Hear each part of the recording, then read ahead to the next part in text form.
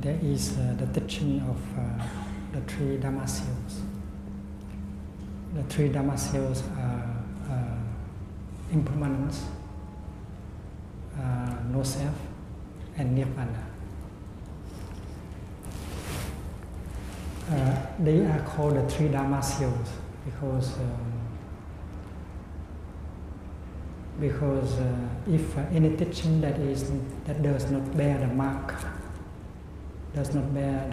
of these three things cannot be conceived to be an authentic teaching of the Buddha. Impermanence, non-self, and nirvana.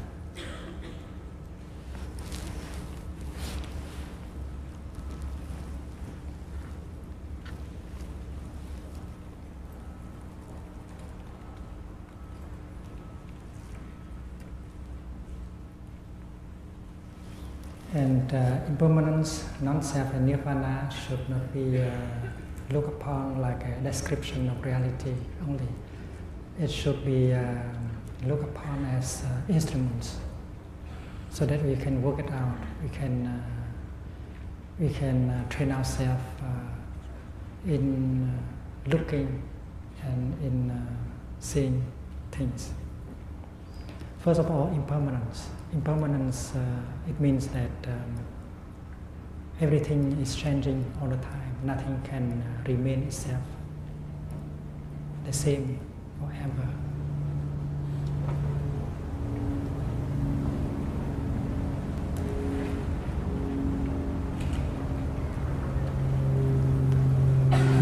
Today I am a little bit different from yesterday, from the way I was yesterday. I am no longer the same person because things have been changing. Things change all the time.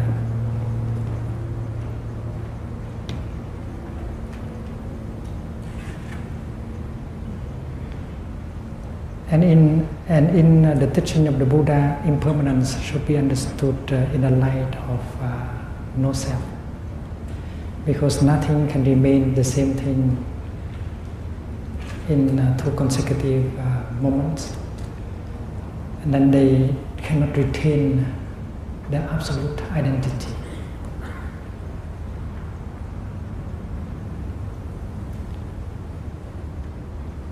And that means that impermanence means no self.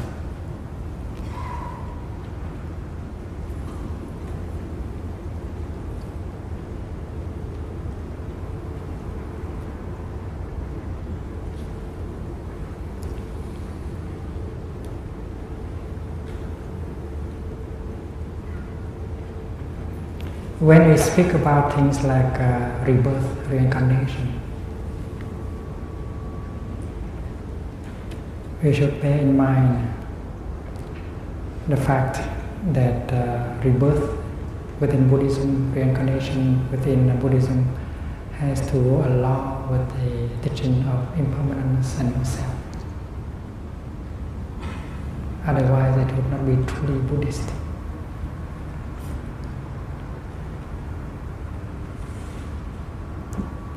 We have read stories called Jataka, the past lives of the Buddha.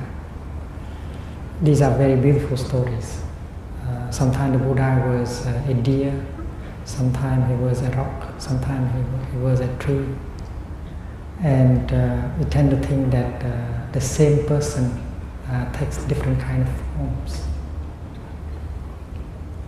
And instead of while taking a variety of forms, the same person, the same person, the Buddha remains intact.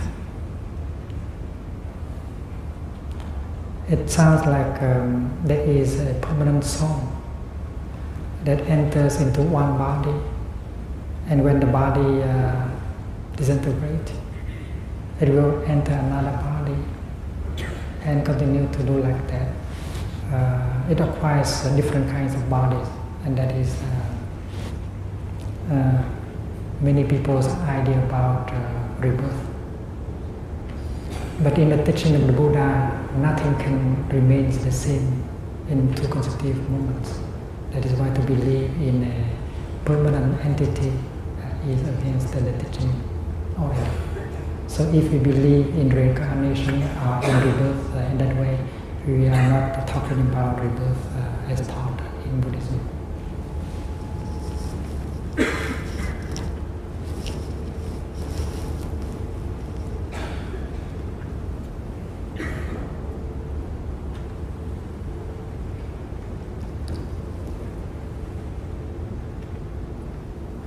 Impermanence is a wonderful tool,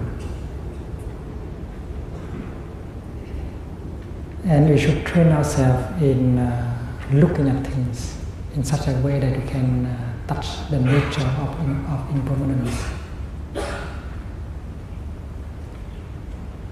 Impermanence is not the cause of our suffering. The cause of our suffering is that things are impermanent, but we believe them to be permanent.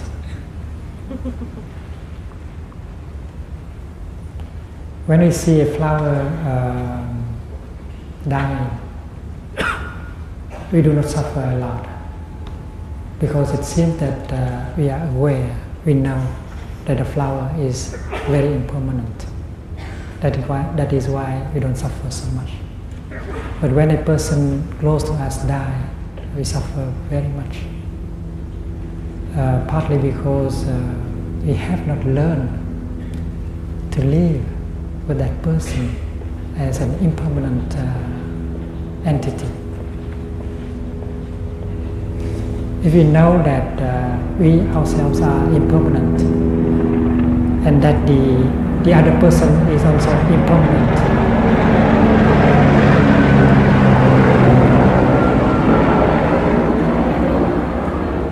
we would know how to cherish her presence in the here and the now, and would be able to make to do anything we can do in the present moment to make him or her happy, because that way of life is based on the insight of impermanence.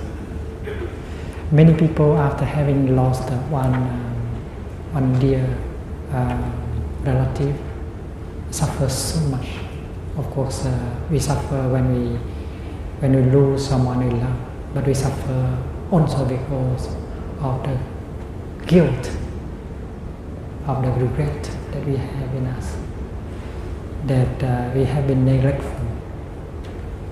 We were not very aware that that person can die, that we consider him or her as permanent. That is why we did not cherish her presence. And if the insight of impermanence was always there, we would be able to live more deeply our relationship, and you could have done everything we could in order to make him or her happy while she was alive. So the insight of impermanence, the samadhi of impermanence, the concentration of impermanence is what we have to practice. We train ourselves to look at everything in a way that we can touch the nature of impermanence in them. And that is why I said that it is not impermanence that makes us suffer, but because of our ignorance about impermanence that makes us suffer. And if we know how to touch impermanence deeply, we discover the nature of non-self, of no self. Because things are changing all the time, nothing can remain the same in two consecutive moments. That is why there is no permanent entity, that is non-self. And then if we look deeply in the light, under the light of impermanence and non-self, we see that nothing can be by us itself alone. Everything has to interbe with everything else. And that is why sometimes we use the word interbeing. Interbeing, what is it? It is impermanence. impermanence, it is no self. Sometimes we use the word sunyata, emptiness. What does it mean? Empty, to be empty. To be empty means to be empty of a separate self. A flower cannot be without the cloud, the sunshine, the seed, the earth, the minerals. A flower can only interbe with everything else in the cosmos. A flower is full of everything within herself, except one thing, a separated existence.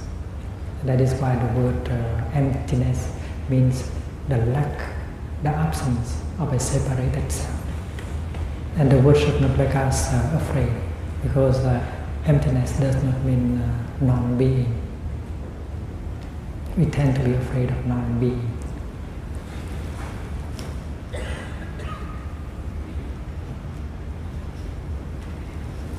And if we continue to look deeply into the nature of things and discover impermanence and non-self, we'll be able later to discover that the true nature of everything is nirvana.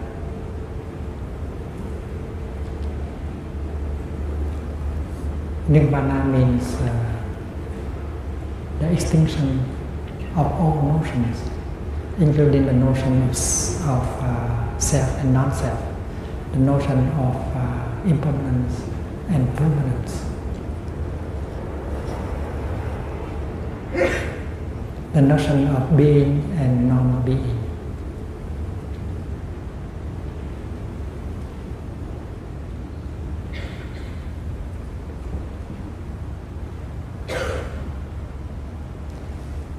Suppose we have a piece of 25 cents, a quarter of $1. We observe and we see that the piece of money has two sides, the head and the tail.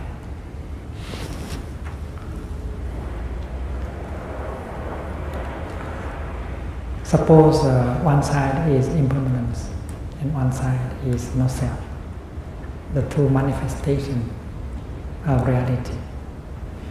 But still we have a third side, that is the base from the first two. That is the metal substance.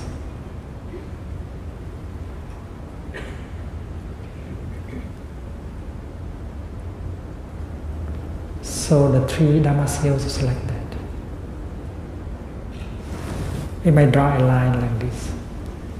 We put above the line the word impermanence plus non-self. And underneath, under the line, we put nirvana. Nirvana is the base of everything.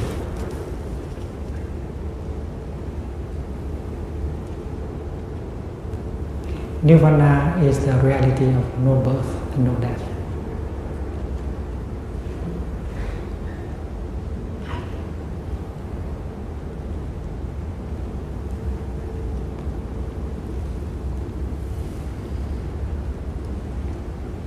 We have talked about a wave on the ocean.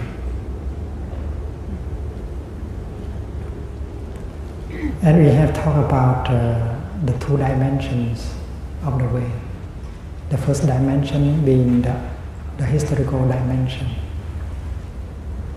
In the historical dimension, the wave has a beginning and end. It looks like birth and death are really there for the wave. That the wave can be high or low, more or less beautiful. And the wave can be compared with other waves. There is this and that. The other side, the other dimension is called the outer dimension, namely the water of which the wave is made. From the side of water, we cannot talk in terms of birth and death, beginnings and end, high or low, this or that. And yet water is the very substance of the wave.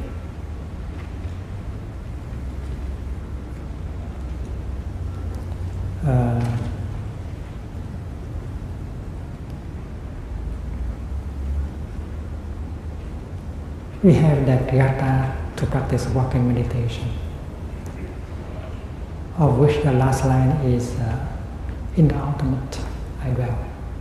And when I explained that, I said that if the wave is capable of touching the water within her, she will lose all her fear and sorrow, because the water is the ground of being of the wave. A wave can live the life of a wave, but a wave can also live the life of the water.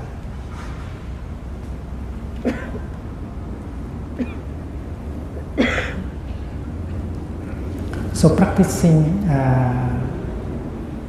touching the nature of impermanence, practicing touching the nature of no self, we will come to touch the nature of nirvana, because impermanence and no self are the two doors by which we can penetrate into the ground of our being, namely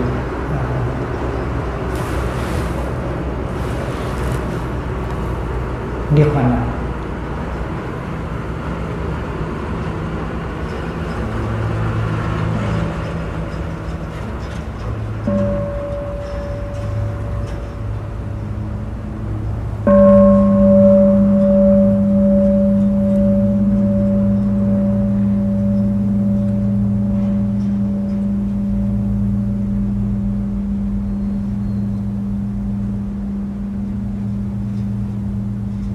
Nirvana is extinction, and extinction here means the extinction of all these notions and ideas, like beginning, end,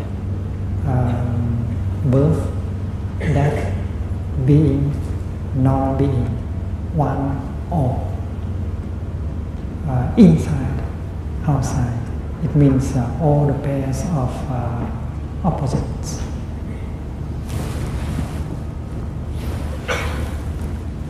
And these notions and ideas are the ground for a lot of distress and suffering and ill-being. And that is why the extinction of these notions bring about the extinction of all suffering.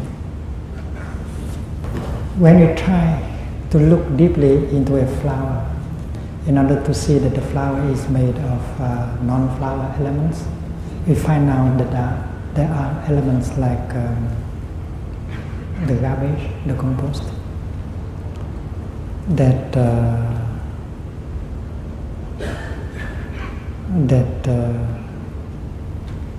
are there in the heart of the flower.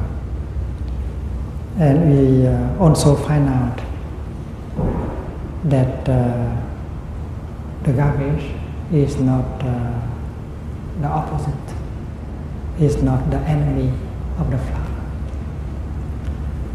We also talk about the right and the left.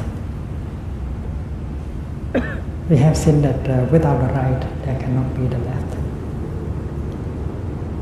And this is a way to train ourselves in order to debarrass ourselves of the notions that prevent us to see things very clearly.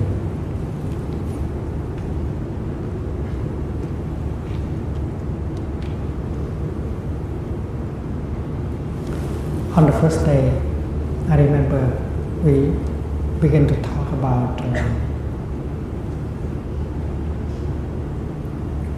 body and mind as two aspects of the same thing. consciousness, store consciousness, sometimes manifests itself as a body, sometimes as mind. And we should learn how to look at our body as mind also.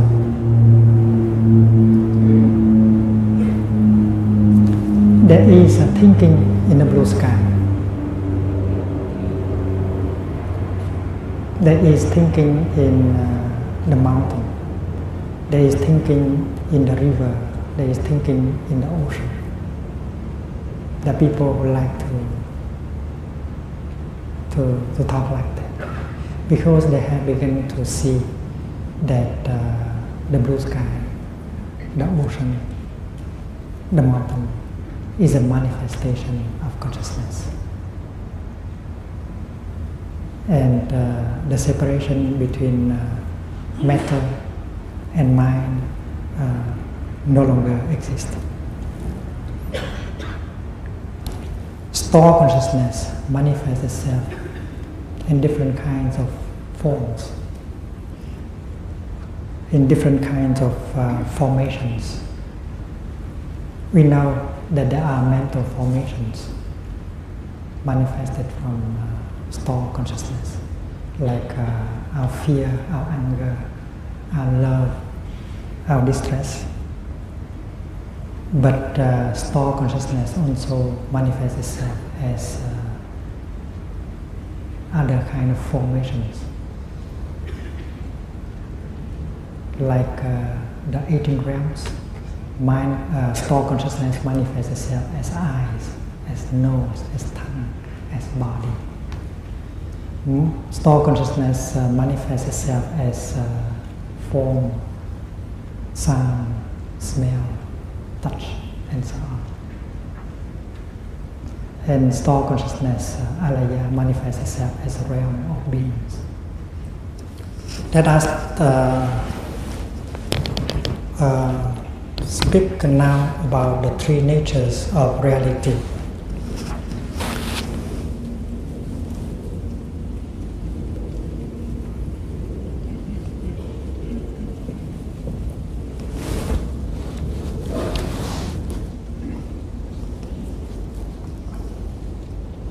Parakalpita is the nature of construction.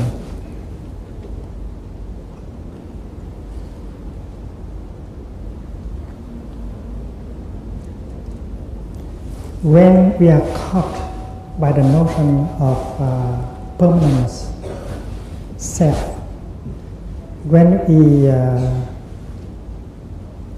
have not seen the nature of interbeing between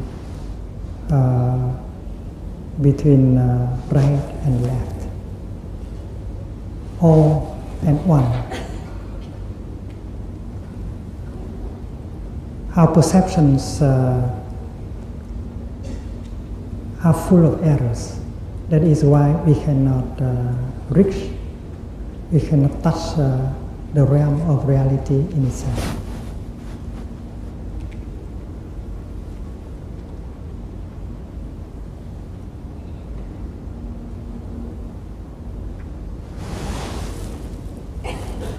It is like in the dark, in the twilight, when we see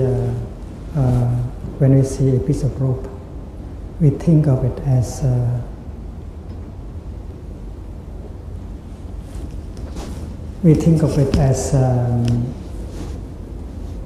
snake, a wrong perception. So when we are caught by the belief in permanence and self, we cannot reach the ultimate, the realm of things in themselves. And it is like we wear a pair of glass with colors, and we see things through the color. The color is blue and everything becomes blue. That is the nature of construction.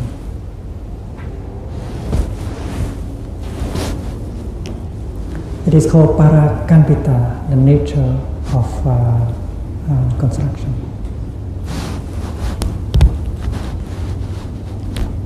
We are caught in the notion of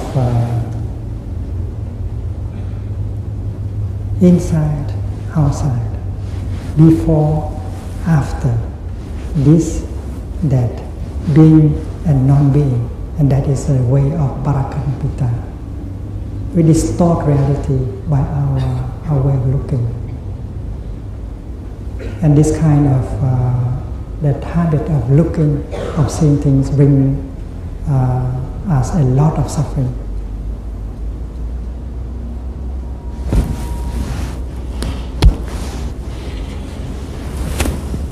The second nature, we call it the nature of Paratantra.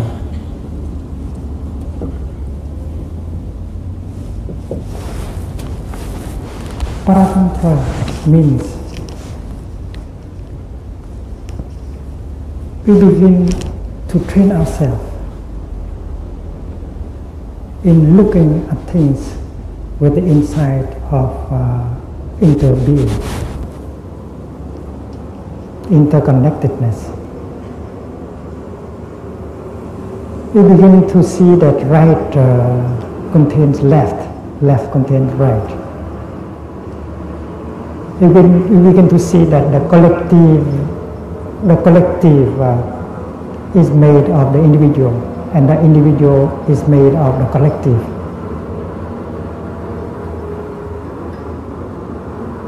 We begin to see in the light of impermanence and no self and interbeing. And that is the process of training. We begin to know how to see things in their non-dualistic nature. Body, mind, self, non-self, and so on. We begin to dissolve the notions, the concepts.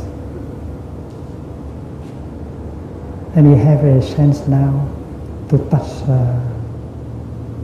the realm of things in themselves. And then finally we come to the third nature of reality, which is called nature of Nishpana, the nature of the fulfilled. It is the realm of reality in itself, the realm of suchness, the realm of reality not distorted by our mind full of wrong ideas, Parakamputa. Let us go to the 39 verses. The codependent manifestation has two aspects. Deluded mind and true mind.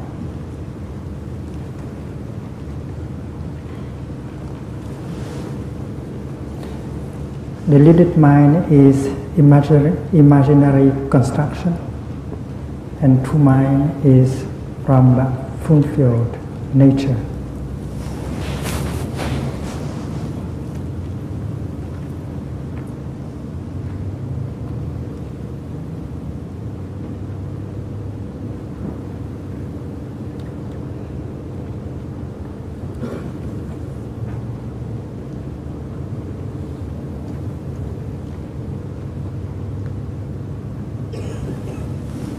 The deluded mind here is the mind of Parakamputa.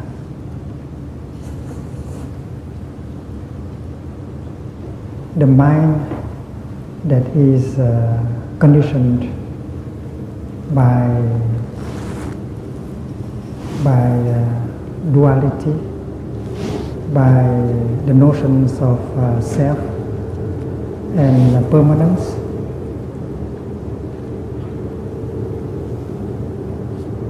The mind is that is caught by ignorance, by craving, by anger.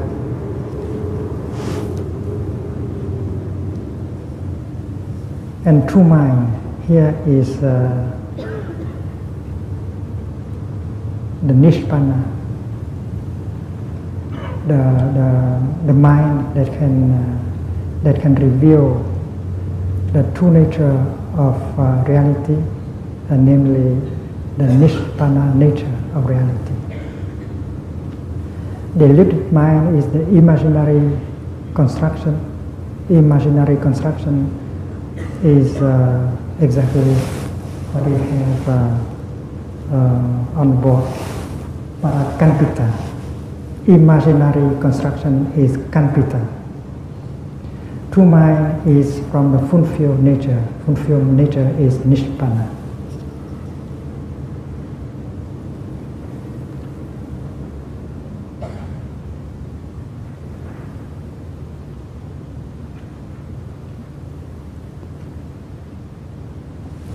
Sanskrit words are not used here in the translation, but imaginary construction, that is the translation of parakalpita. We live in that world of construction because our mind see things like that, we construct things like that. We do not live in the world of suchness. We do not live in the world of the realm of things in themselves, because our deluded mind invent, create, build, construct a lot of things, and we cannot touch reality.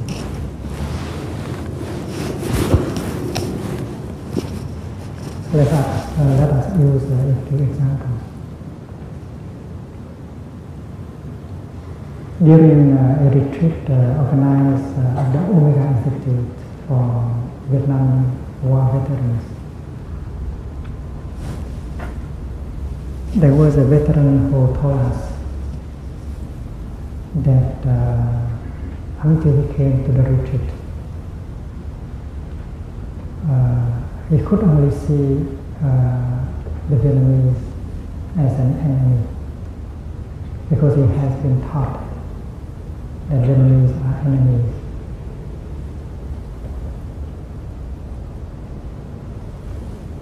And when he came to the retreat, he saw a Vietnamese monk. And the first impression he had that this is an enemy. And later on, thanks to the practice, he discovered that I'm not his enemy.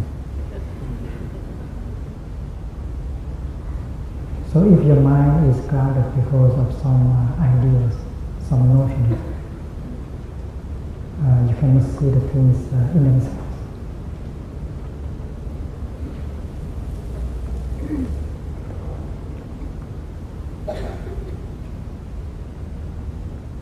Another example.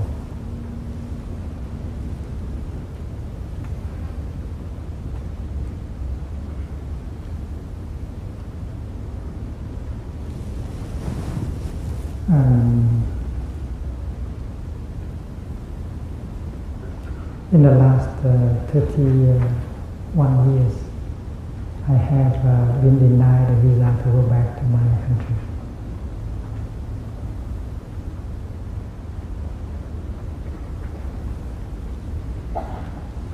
And you can say that I have stayed in Europe since that time. I have never been back in Vietnam.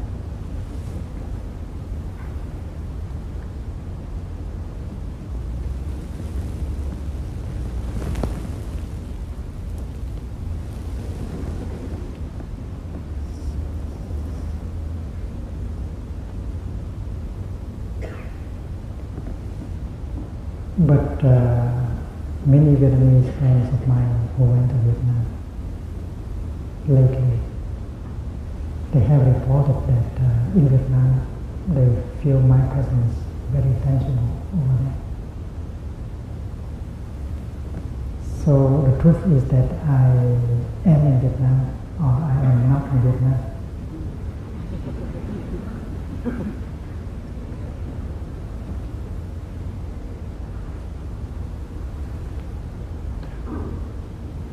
Personally, I feel that I am there in a very real way. I continue to serve my friends, my students.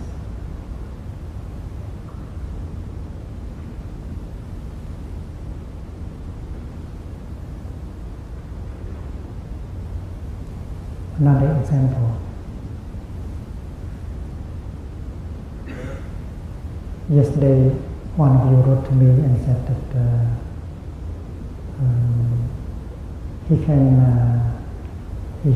accept that life and death are happening in every moment of our daily life. We can see that life and death that happens in every moment of our life. But he would like to know whether it is possible for us to continue after our body disintegrates. Because I was talking about future life, past life, and present life. He said that the brain, when it disintegrates, and then how can we imagine, how can we conceive of a continuation?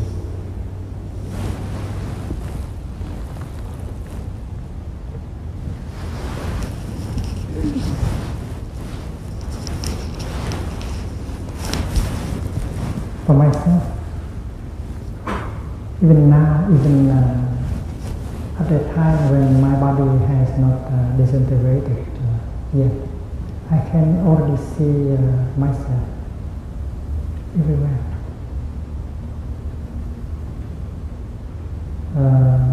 My continuation, it is there. If you look deeply in the present moment, you can see my continuation everywhere. Look at my students, my disciples, and each of them carry me within them. And now in this moment, in the city of Moscow, someone is breathing and smiling. That is me.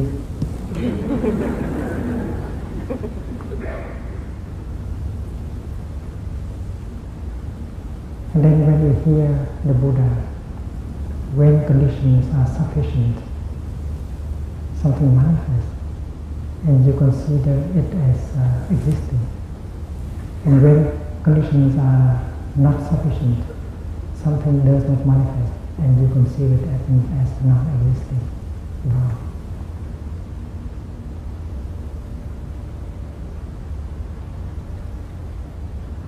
That is why manifestation is the key word. Everything manifests itself from the base of collective consciousness and individual consciousness.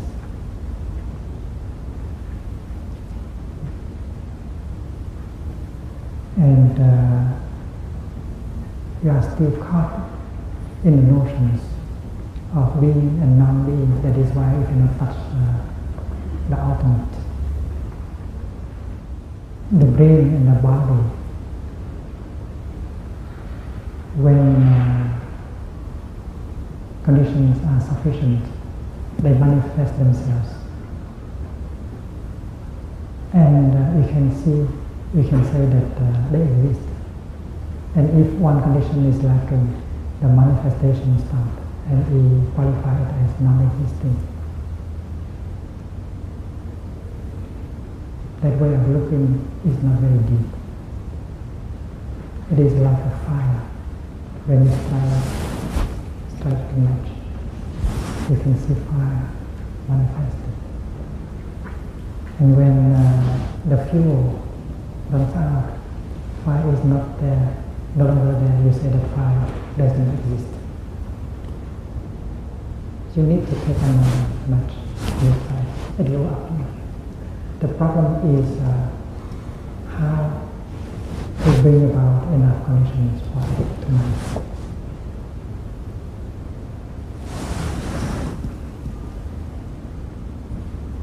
Now the air here is filled with signals sent to us by satellite. If you have a television post or a radio post, we can help these signals to manifest. It is not because we don't have a television set or a radio set here that we qualify these signals as non-existent. And that is why the meditation, the contemplation on our perception is very important, because we conceive things according to the patterns of our mind, and we distort everything. We build up a world in which we live, full of illusions, and we suffer because of our constructed mind. That is why the basic thing is to learn how to look with the eyes of wisdom, the true mind, the eyes of the Buddha. Let us read another verse, the 40th.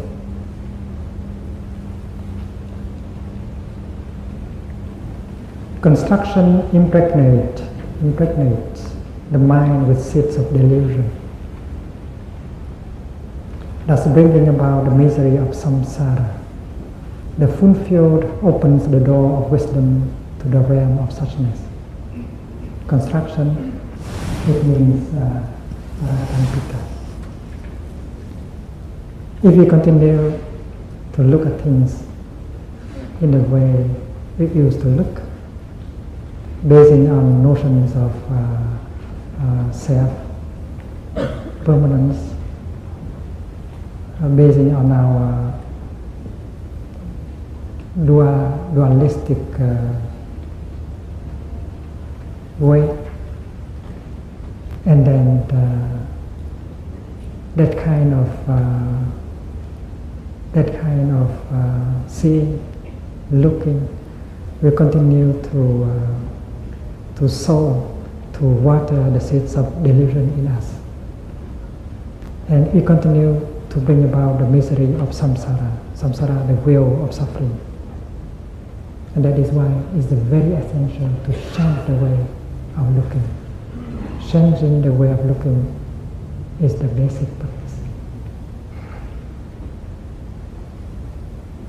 The full field opens the door of wisdom. The full field here is nishvana.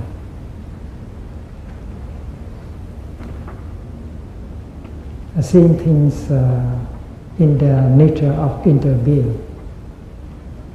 And this is a training. The full field opens the door of wisdom to the realm of suchness.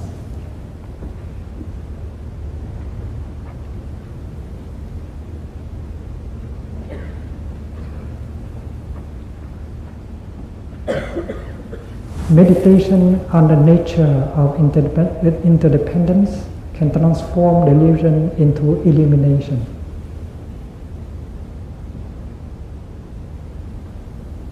That is the 41st verse. Meditation on the nature of interdependence. It means we practice looking deeply according to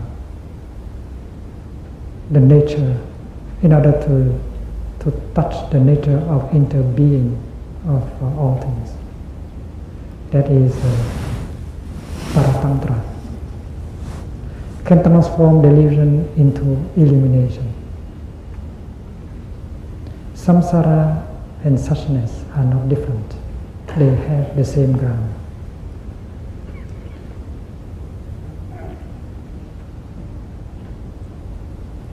The object of the true mind is suchness.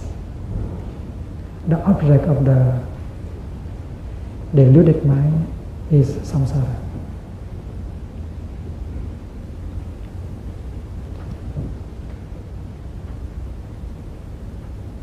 That is the 41st verse. Meditation on the nature of interdependence can transform delusion into illumination.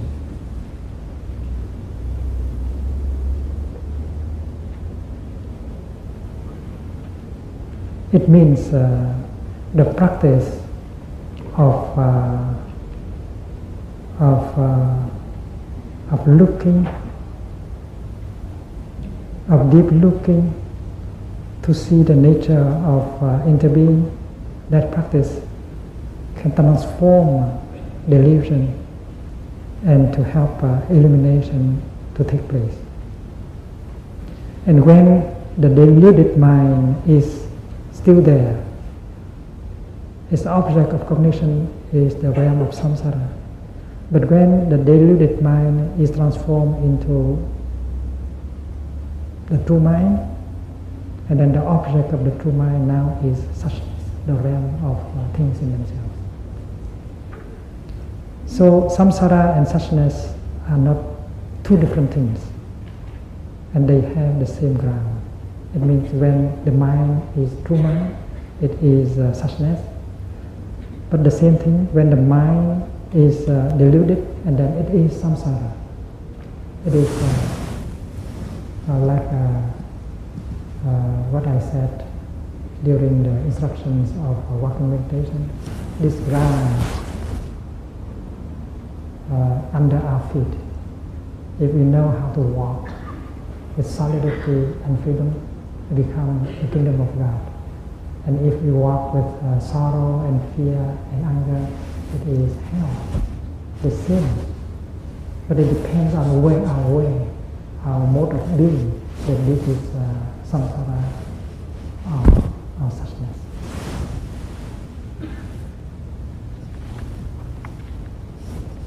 We continue a little bit more, 40 seconds. A flower is already present in the garbage. The garbage is already present in the flower. Flower and garbage are not two. Delusion and enlightenment into us.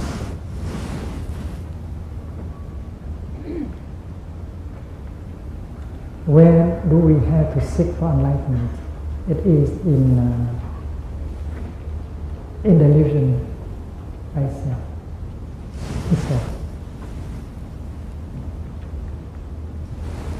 The world of no birth and no death is to be found in the world of birth and death.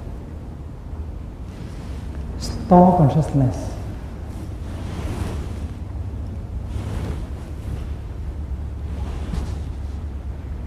In the store consciousness, there are seeds of delusion, of craving.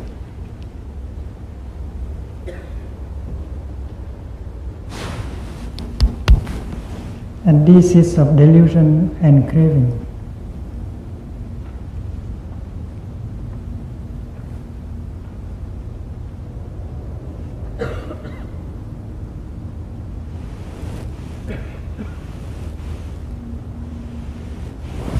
have brought about a kind of consciousness called manas.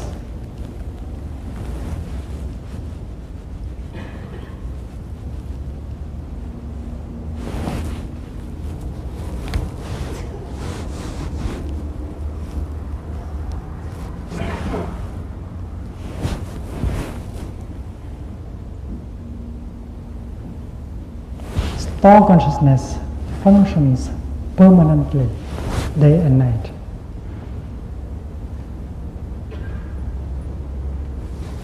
Manas also functions permanently, day and night.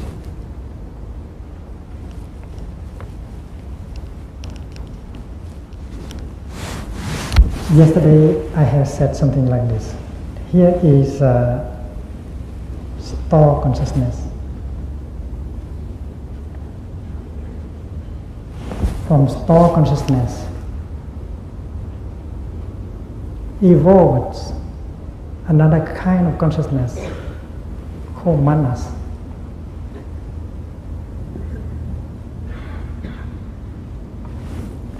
The delusion about self.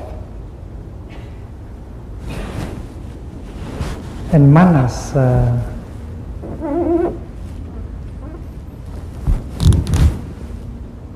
embrace thought consciousness.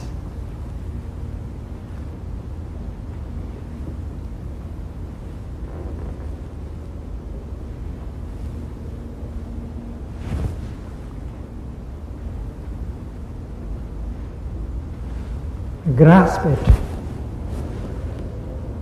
and conceive it as self.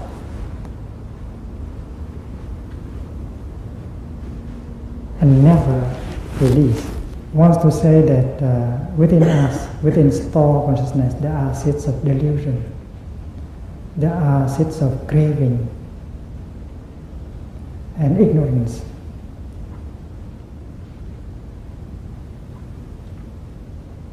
And the tendency to look for pleasure, to be afraid.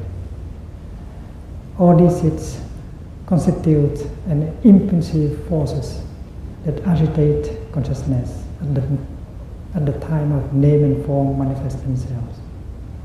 Having alaya as support, manas consciousness arises. Its function is mentation, grasping at alaya, which it considers to be its object, the self.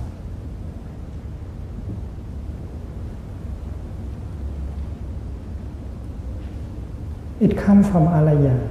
It comes from thought consciousness.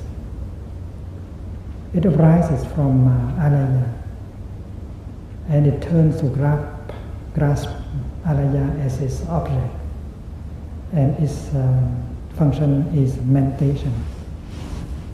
Mentation, always grasping at alaya and consider it to be the object of self. Manas is the lover. The object of manas is the mark of a self, the appearance of a self, found in the realm of representations.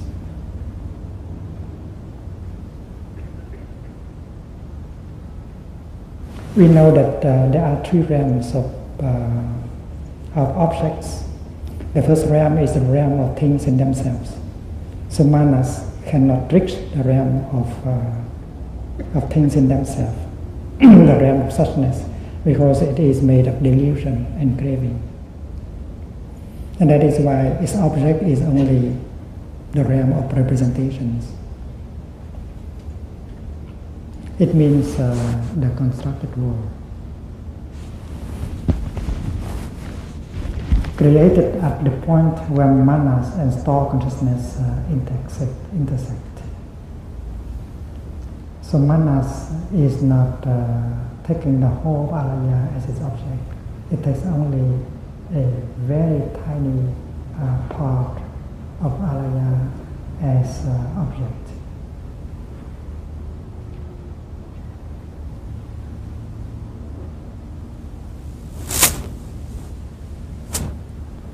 The 19, as the ground for good and evil of the other 6 consciousnesses of transformation, manas is both continuous and cogitating. Its nature is both indeterminate and obstructed.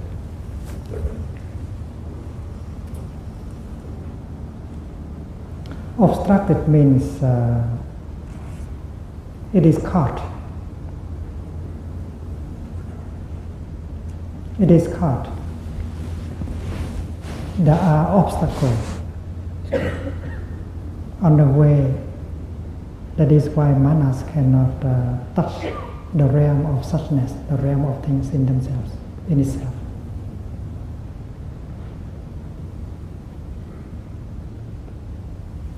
But its nature is also indeterminate. It means it can be transformed. Indeterminate, it means it can be either good or evil.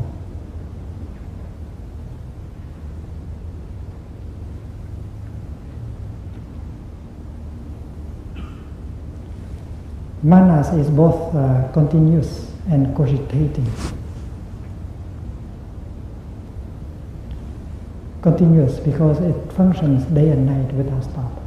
That is a kind of consciousness that functions day and night without stop.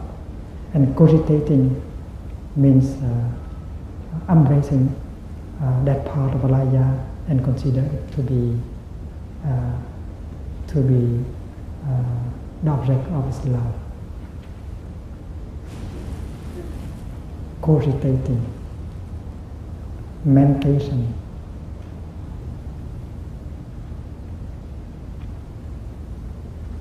The other 6 consciousness of transformation, we can translate it as the other 6 evolving consciousness, because there are 7 evolving consciousnesses. Indeterminate here means it can become true mind. It can become the nature of the Buddha. Unobstructed means there is no obstacle standing on the way. There is the possibility of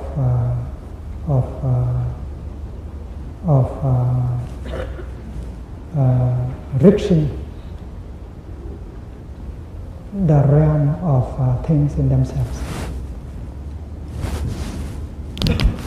Manas is obstructed.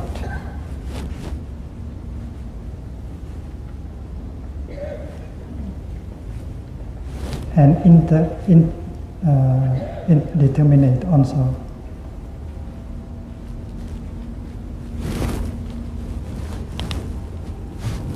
And both of them functions non-stop day and night. Store, its function is holding together, holding everything together, maintaining all the seeds. And manas always grasping. Coming from store, it turns back to the store and grasps it.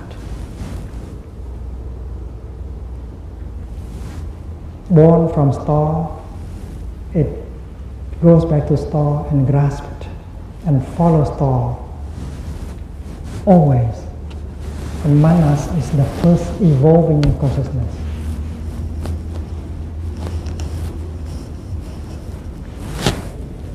Evolving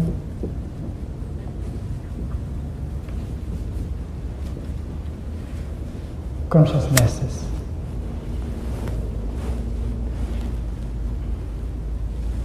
There are 7 evolving consciousness. Store is the base. It is consciousness. And from the base of store consciousness, there are 7 other kind of consciousnesses that evolve from store consciousness. The Chinese is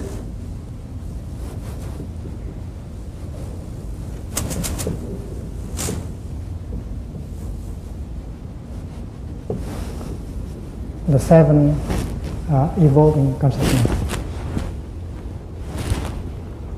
The Sanskrit is Pravritti Vijnana.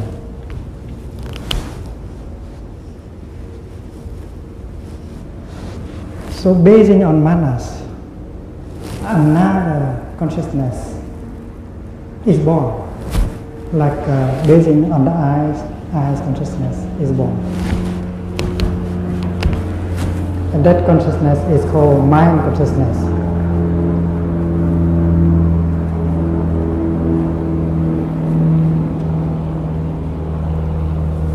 Or Mano Vijnana.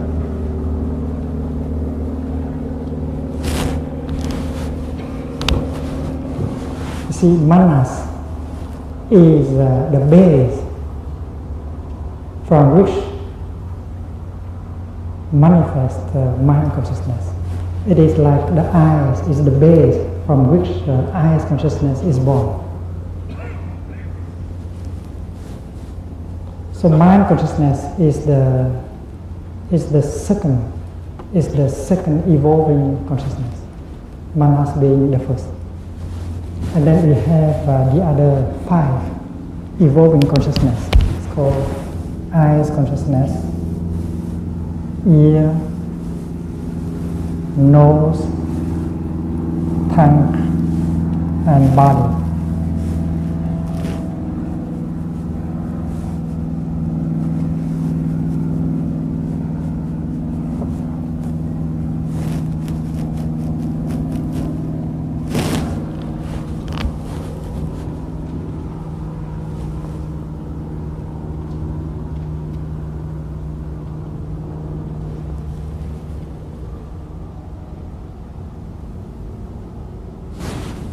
The object of eyes is form. The object of ear is sound. Nose is odor. Smell, taste, and touch.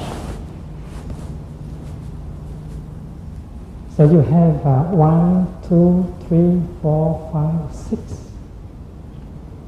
And together with the objects, they make 12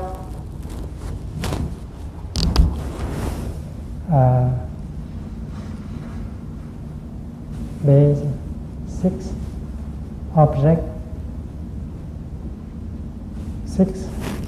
And when base and object encounter each other, become consciousness.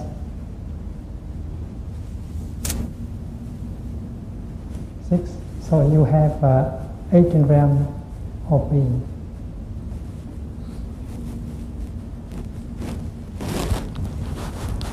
Not only eyes consciousness is manifested from store, but eyes is also manifested from store. But form is only manifested from store. Store here means collective store and individual store at the same time. And you should remember there is no such a thing as absolute collectivity. There is no such a thing as absolute individuality. It is like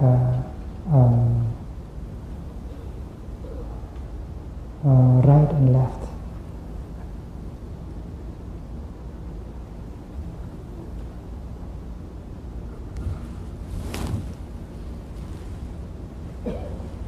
We might think of extreme right and extreme left, but you can always extend, and there will be no extreme right and extreme left. And life, right and left, they give rise to each other.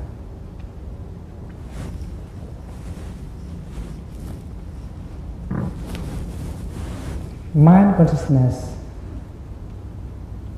is not like manas and store.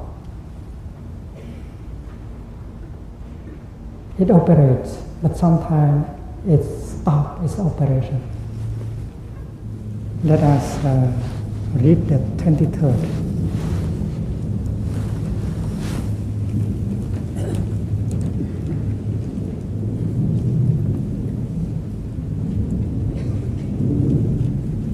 With manas as base and phenomena as objects. Phenomena here is the translation of dharmas.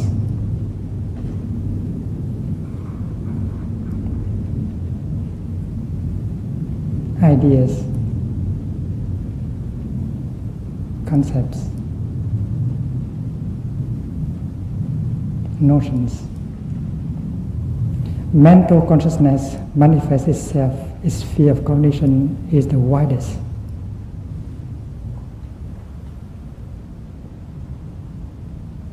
Everything can be the object of manas.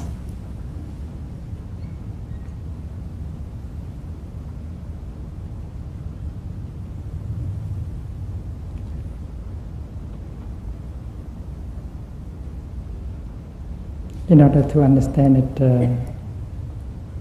easily, we can say something like with eyes as base and form as object, eyes consciousness manifests itself. So here with manas as base and phenomena as objects, mental consciousness manifests itself, and its sphere of cognition is the widest. Because it has the capacity to reach to every direction, and everything can be the object of its cognition. The 24th, mental consciousness possesses three modes of cognition, has access to three fields of cognition, and is capable of having three natures. All mental properties are concomitant to it: the universal, the particulars, the wholesome, the unwholesome, and the indeterminate.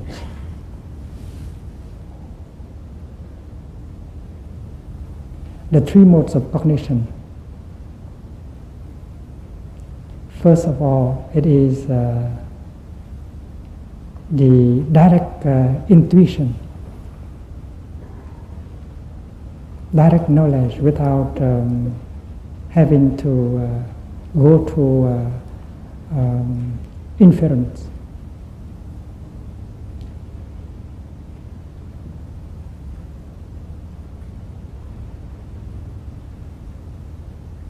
And comparison. There are three modes. There are three modes of cognition. The first one is direct experimentation.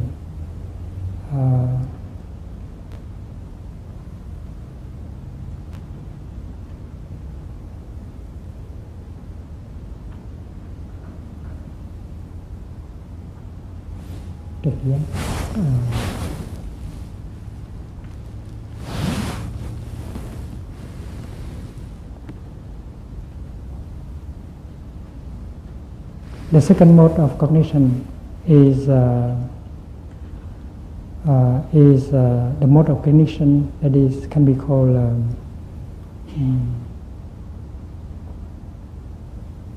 discursive,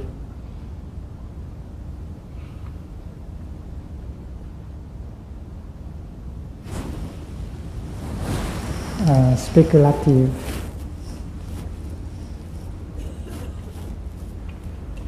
inference. Suppose when mental consciousness has as a subject this white flower,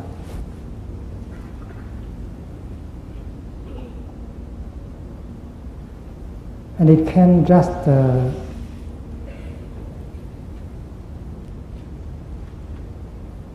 recognize it as a white flower without going through a process of inference. So that is direct. And the second mode of cognition is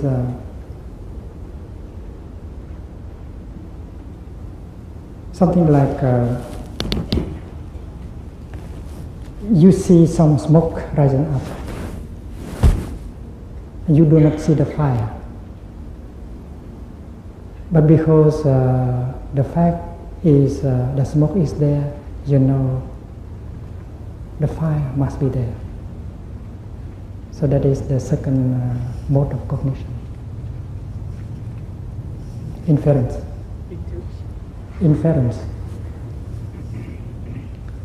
And the third,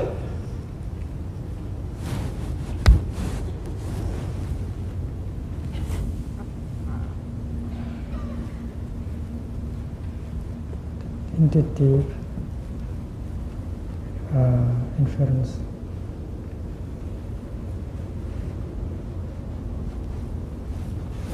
And the third is wrong.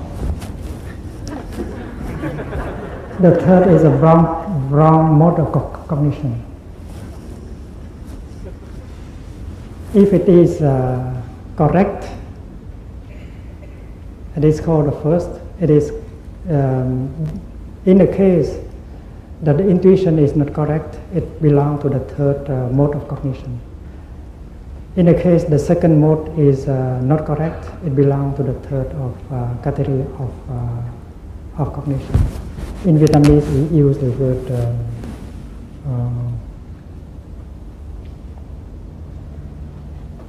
hiện lượng.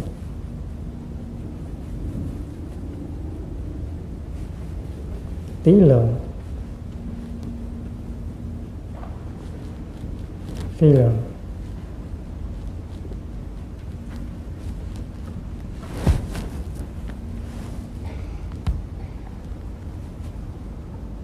Hiện lượng, the direct cognition without going through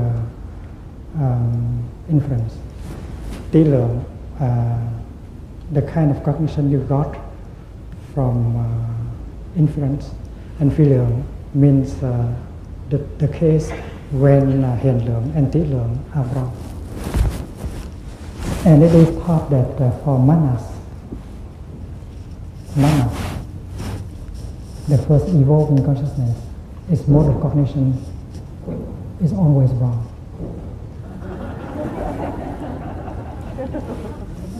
We go back to the 24th. Mental consciousness possesses three modes of cognition, has access to three fields of cognition, namely the field of things in themselves, the fields of representations, and the fields of mere image.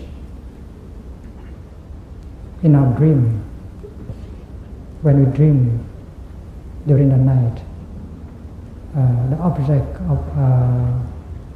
of mental consciousness is the sphere of mere images. These mere images, they are there in the form of seeds in our store consciousness. And during our dream, these mere image as seeds manifest themselves and constitute the dream in which we live. But when we are awake, we live mostly in the realm of representations, the realm of construction. And if we know how to practice looking according to the insight of impermanence and non-self and interbeing, we can transform the realm of representations in order for the realm of things in themselves have a chance to manifest.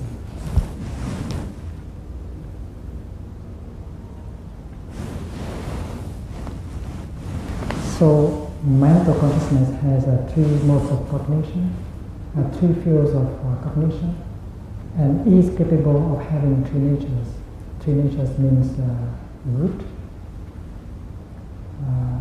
not root, and neutral.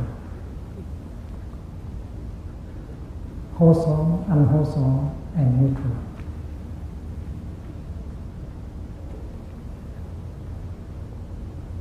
All mental properties are concomitant to it, the universals, the particulars, the wholesomes, unwholesome, and the indeterminate. Mental properties here, it means the mental formations. In the number of 51 mental formations. And all these 51 mental formations can collaborate with mind consciousness.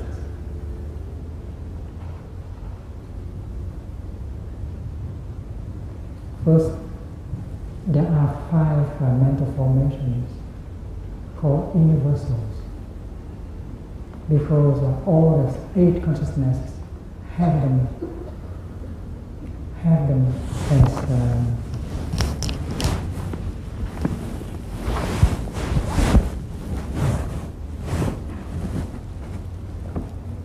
as content.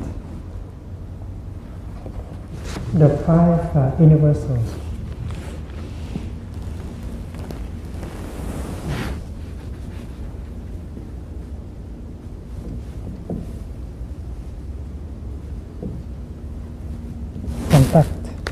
contact.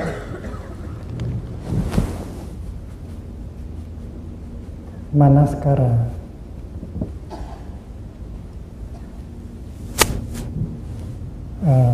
Attention.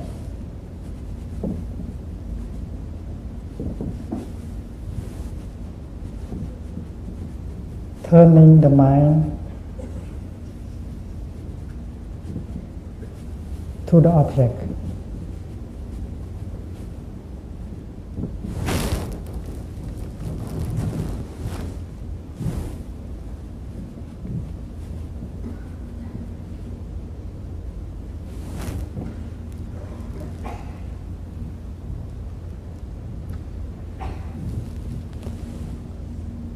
Feeling, experiencing the feeling.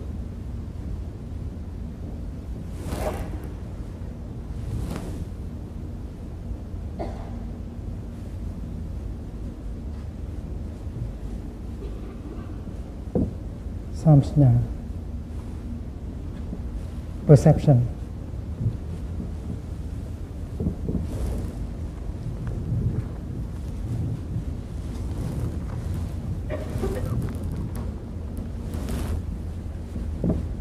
Cetana,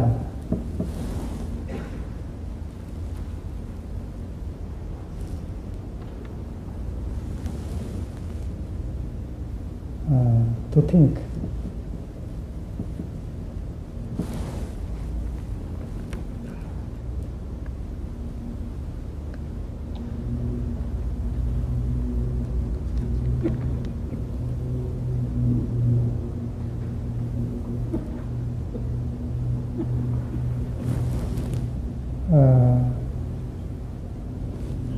To determinate.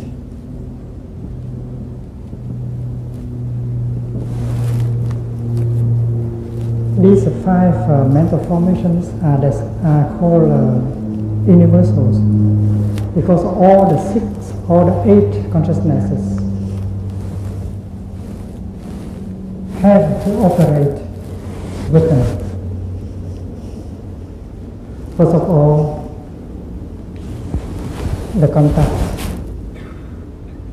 between object and subject of cognition. Manaskara is paying attention to the object of cognition, and Vedana is the feeling as a result of this kind of contact and attention, and after that, there is a perception of what is there, and Cetana is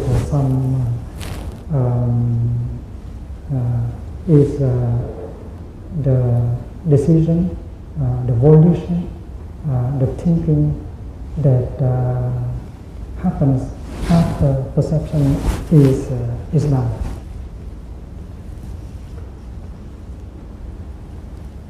And when eyes consciousness operates, eyes consciousness have the five universals.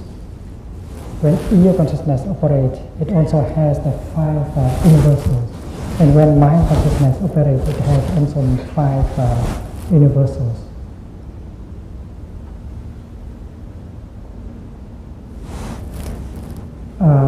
We are not going to mention to name all the mental formations here, but at least we have to give the name of the five particulars.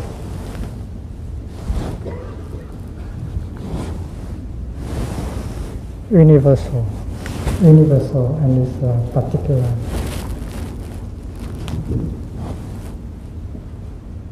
The five particulars. First of all is the desire, the wish.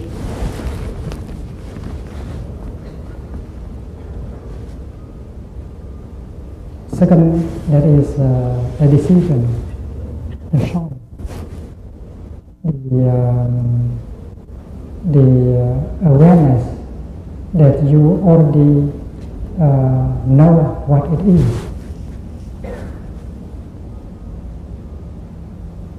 It means the opposite of of doubt.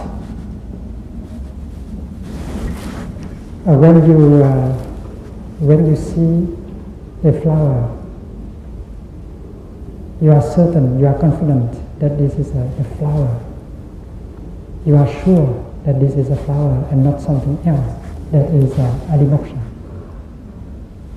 Smriti, remembering. This word is also used for mindfulness. Samadhi, concentrating, and prajna, knowing, understanding.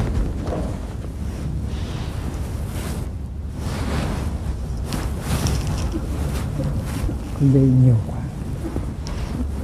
So many things.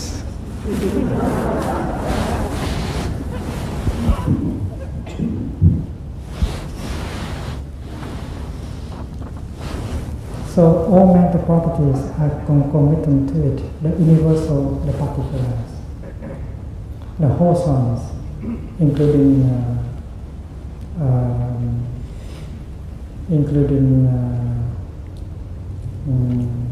compassion, loving kindness, faith, and so on. The unwholesome, the afflictions, and the indeterminate means that mental formations that can be wholesome or unwholesome. And maybe tomorrow we'll have a list of these mental properties.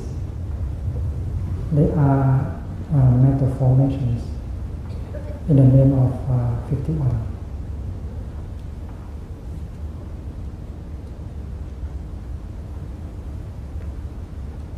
Mental consciousness, this is the 25th. Mental consciousness is the root of all actions of body and speech. Its nature is cogitating but not continuous. It gives rise to actions leading to maturation, playing the role of the gardener who sows the seeds. Mental consciousness is the root of all actions of body and speech.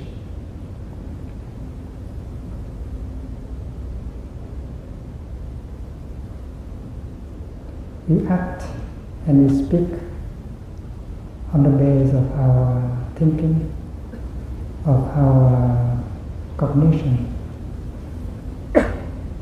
Its nature is cogitating. It is like manas, the first evolving consciousness. But while manas is continuous, this mental consciousness is not continuous. Sometimes when we sleep without dream, mental consciousness stops completely. And when we faint, consciousness may not operate.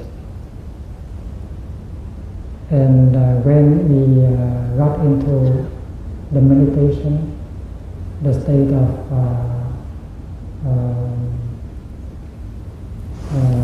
no mind, and then mind consciousness, mental consciousness also stops to operate. That is why it is different from the first two consciousnesses. Mental consciousness is not continuous, and the same is true with the 5 other consciousness: eyes, nose, tongue, and body. It will give rise to actions leading to maturation, playing the role of the gardener who sows the seed. It is based on mental consciousness that we take actions. That actions is to water the seeds within us, to water the positive seeds or the negative seeds within us. If we continue to water the negative seeds in us, the result will be suffering, more suffering. And if we know how to water the positive seeds in us, and then there will be more understanding and love and happiness. And if mind consciousness learn how to look in terms of impermanence and no self and interbeing, it will bring the seed of enlightenment to grow and to bloom like a flower. That is why it gives rise to actions leading to maturation, the maturation of these seeds.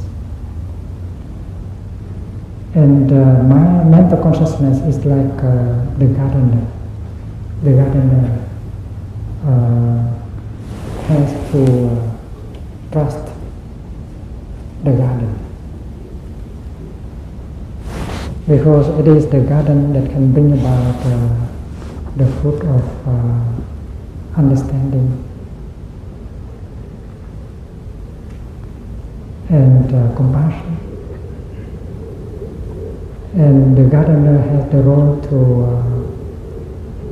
to confine the seeds, to recognize the seeds, the positive seeds that are in store consciousness, and who has to practice day and night in order to be able to water to help the seed to grow. But it is the garden store consciousness that can nourish and that can brings about the result, the flower of awakening, the flower of understanding and love is a gift from the garden, and the gardener has to take good care of the garden in order for the flower to have a chance to grow. Today we have half a lazy day, and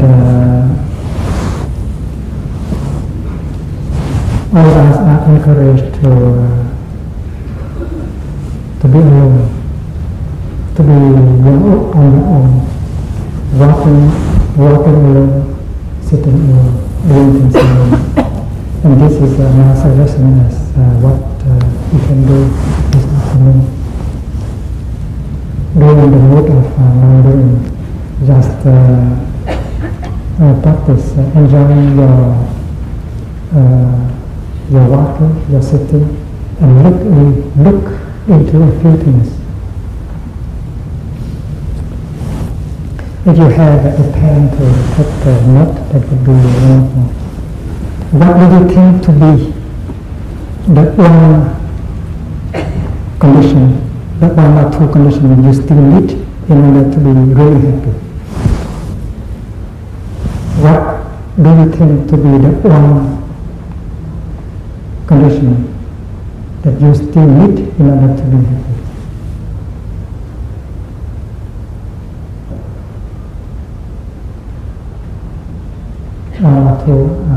It depends on you.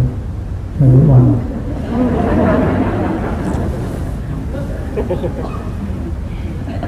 I think we have to look in our place to call it by its name, Stillness. Second, if that condition will never be realized, if that condition can never be realized,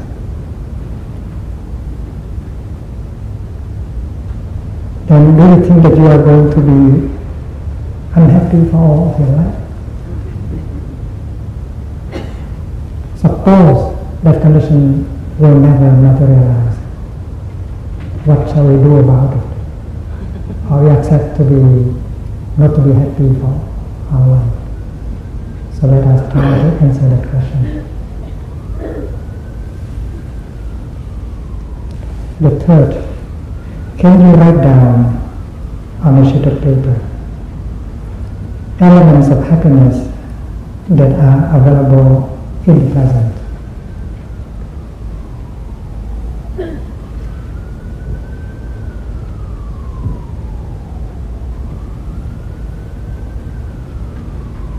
In other words, what can make you happy right now, right here?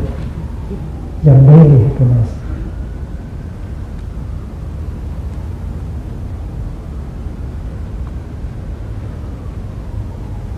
This is a very easy thing to do, but we need to do it. We have to write it down very clearly, the elements of happiness that are already available in the here and now. And writing down like that is to recognize them, to identify them. Maybe you think that there are only a few, but if you continue, it may fill up 2 or 3 pages. So use a sheet of paper and a pen for your meditation.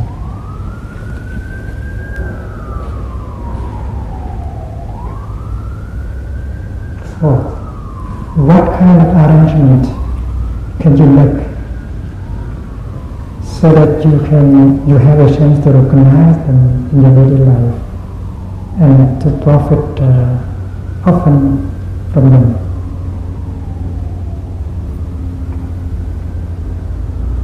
The idea is that we have the capacity to list our happiness, to write down elements of our happiness. But the essential is how to arrange so that we have a chance to recognize them in our daily life and to profit from the presence. What would be your practice? We use our intelligence in order to make it possible for us to touch these elements of happiness every day and to be able to profit from them.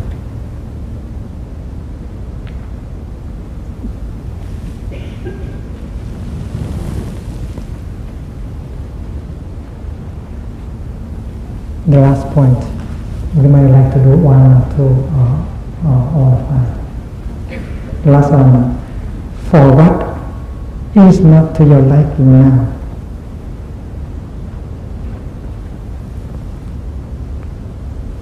When the situation is not to your liking, what do you think you can do in order to make it more acceptable to you? What do you think you can do to make it more acceptable to you?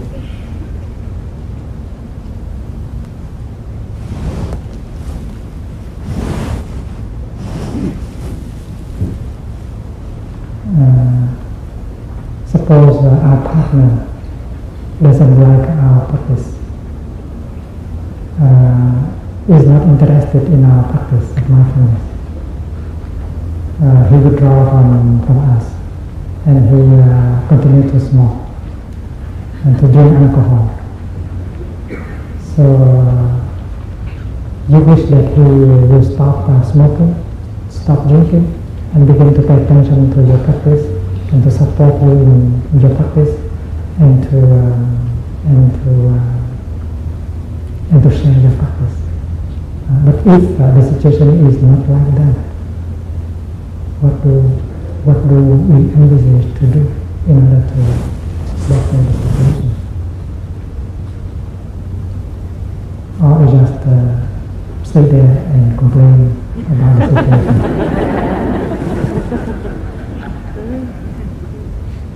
So please use this afternoon, your free time, your personal time, to enjoy looking into these matters.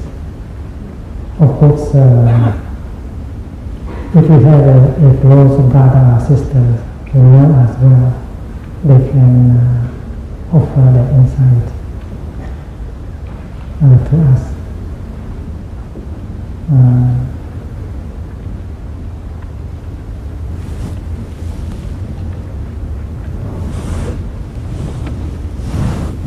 But first of all, we have to use our insight, our own insight. And later on, when there is an opportunity, we ask our friend to shine more light, to shed more light on it, and to help us to see more deeply about these things.